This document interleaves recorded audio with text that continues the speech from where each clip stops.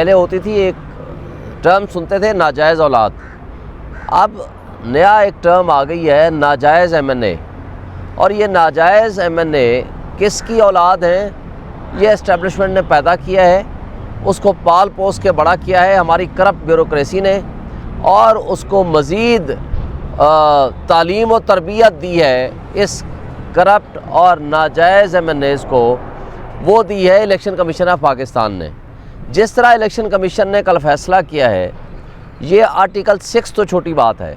یہ غداری کی بدترین مثال قائم کی ہے۔ دیکھیں آرٹیکل 51 یہ کہتا ہے کہ جس کی جتنی سیٹیں ہوں گی جس پارٹی کی، اس تناسب کے حساب سے ان کو وہ مخصوص نشستیں دی جائیں گی، خواہ وہ خواتین کی ہیں خواہ وہ منارٹیز کی ہیں۔ یہ الگ بات ہے کہ ہمیں وہ حق ملنا چاہیے تھا، چلیں فار دی ٹائم بینگ ہم پریزیوم کرتے ہیں کہ وہ حق ہمیں کب ملے گا، مگر یہ کس قانون اور کس لا، کس آئین کی پروویژن کے تحت اٹھا کر کے دیگر پولیٹیکل پارٹیز کو دے دیا؟ کیا اس کے اوپر الیکشن کمیشن اور ان کے وہ ممبران، کیا ان کے خلاف کوئی ایکشن نہیں ہونا چاہیے؟ یہ ایکشن بنتا ہے۔ دوسری بات جو میں نے آپ کے ذریعے کرنی تھی، یہ کرپٹ ٹولہ جس میں شریف family including Ishaq Dar, Zardari family اور وہ سارے کرپٹ، اس میں خواہ وہ کوئی بھی نام دے دیں آپ سندھ کے جو اس کے ساتھی ہیں، انہوں نے کرپشن کی بدترین مثالیں قائم کی ہیں۔ اب اگر یہ لوگ اس ملک کے ساتھ تھوڑا سا، میں 1% کہوں، اگر وفا چاہتے ہیں، اگر یہاں اس دھرتی پہ حق کے حکمرانی رکھنا چاہتے ہیں، گو کہ یہ کٹ پتلی ہیں، یہ مافیا ہیں، یہ ناجائز ہیں، ان کے پاس کوئی حق حکمرانی عوام کا دیا ہوا نہیں ہے، یہ قابض ہیں، قبضہ گروپ ہیں،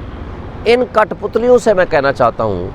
اگر اس ملک میں تم حق حکمرانی چاہتے ہو تو ایک بات کرو،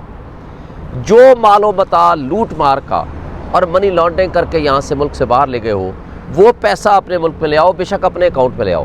حالانکہ جب اللہ ہمیں اقتدار دے گا تو ہم ان کا احتساب بھی کریں گے اور ان سے یہ پیسہ واپس نکلوائیں گے، مگر آج میں ان سے مطالبہ کرتا ہوں کہ آپ یہ مال و متاع، یہ پیسہ اپنے ملک میں لے آؤ، اپنے اکاؤنٹ میں لے آؤ،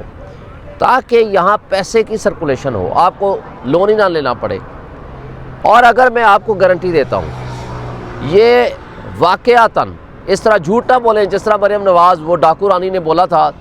کہ پاکستان کیا، پاکستان کے باہر بھی میری کوئی جائیداد نہیں ہے، مگر بعد میں جائیداد نہ صرف نکلی بلکہ حسین نواز آ کر کہتا ہے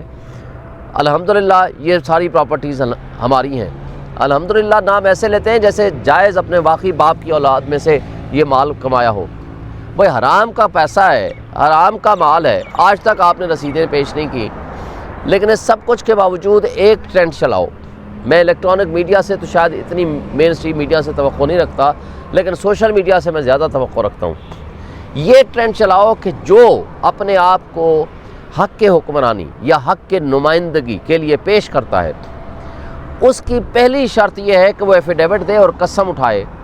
آن اوتھ قرآن پہ ہاتھ رکھ کے قسم دے کہ اس کا اس پاکستان سے باہر کوئی جائیداد نہیں ہے،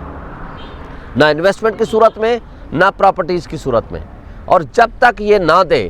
تب تک ایسے بندے کو کوئی کانسٹیچوئنسی کے لوگ وہ اس کو نہ صرف ووٹ نہ دیں بلکہ اس کا سوشل بائیکاٹ بھی کریں۔ جب تک آپ یہ نہیں کریں گے، اس ملک کے لوگوں کے اوپر جو عذاب مسلط ہونے والا ہے، میں اس سے آپ لوگوں کو آگاہ کر رہا ہوں۔ ایک عذاب پی ڈی ایم 1 کی صورت میں آیا، آپ نے دیکھا 12 روپے بجلی کے یونٹ کو 70 روپے پہنچایا، اور گیس کا بل جو 500 آیا کرتا تھا 5000، 10,000، 50,000 تک پہنچا دیا۔ اب یہ پہنچائیں گے 70 روپے بجلی کے یونٹ کو 170 روپے۔ اب یہ پہنچائیں گے، آپ 50,000 اگر گیس کا بل دے رہے ہو تو آپ کو 1.5 لاکھ دینا پڑے گا۔ جو عام آدمی کی قوت خرید ہے، جو روزگار ہے، وہ ختم ہو جانا ہے۔ 25% مجھے بتائیں کون سود لے کے یہاں انڈسٹری لگائے گا؟ کوئی نہیں لگانے کے قابل ہوگا۔ تو اس لیے میں یہ سمجھتا ہوں کہ آج یہ وقت ہے آپ لوگ یہ ٹرینڈ چلاؤ کہ اگر ان چوروں نے یہاں گو کہ زبردستی کے مسلط ہوئے ہیں تو سب سے پہلا کام یہ کریں کہ پراپرٹی سے باہر اور اپنی جائیدادیں وہاں سے ختم کر کے یہاں آئیں اور قرآن پہ ہاتھ رکھ کے حلف دیں، اور پھر آپ ان کا، ورنہ ان کا سوشل بائیکاٹ کریں۔ دوسری بات،